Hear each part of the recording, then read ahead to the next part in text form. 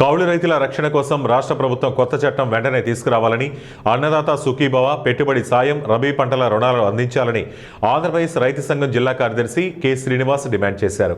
శుక్రవారం ఏలూరు అన్నే భవనంలో దేవాలయ కౌలు రైతుల సమావేశాన్ని అనగాని శ్రీరామ్మూర్తి అధ్యక్షతన నిర్వహించారు. ఈ సమావేశంలో కె శ్రీనివాస్ మాట్లాడుతూ 2019 పంట సాగు ద్వారా హక్కు చట్టం రద్దు చేసి కొత్త చట్టం తీసుకువచ్చి కౌలు రైతులకు మేలు చేస్తామని, ఇచ్చిన హామీలు అమలు చేయకుండా ఆలస్యం చేయడం తగదన్నారు.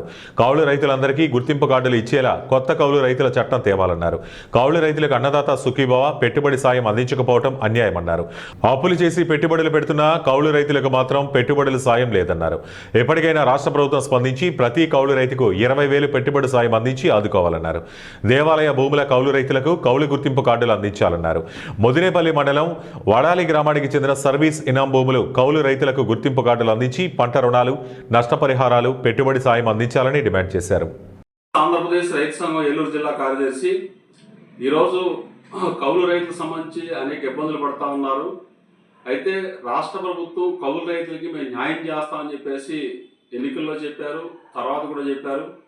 అయితే 2019లో తీసుకొచ్చిన ఏదైతే సిసిఆర్సి కౌలు చట్టాన్ని రద్దు చేసి కొత్త చట్టం తీసుకొస్తామని చెప్పి రాష్ట్ర ప్రభుత్వం చెప్పింది. అనేక చోట్ల మీటింగ్లు కూడా జరిపారు. అయితే కొత్త చట్టం తీసుకురాకపోవడం వల్ల ఇవాళ భూ యజమాని సంతకం పెడితేనే కౌలు రైతు కార్డు ఇస్తామని చెప్పి చెప్పడం వల్ల కౌలు రైతుకు న్యాయం జరగట్లేదు.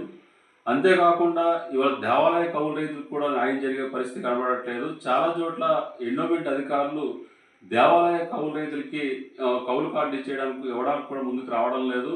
కొన్ని చోట్ల అయితే కోర్టు కేసులు పెండింగ్ ఉన్నాయనే పేరుతో కూడా కౌలు కార్డు ఇచ్చే పరిస్థితి లేదు.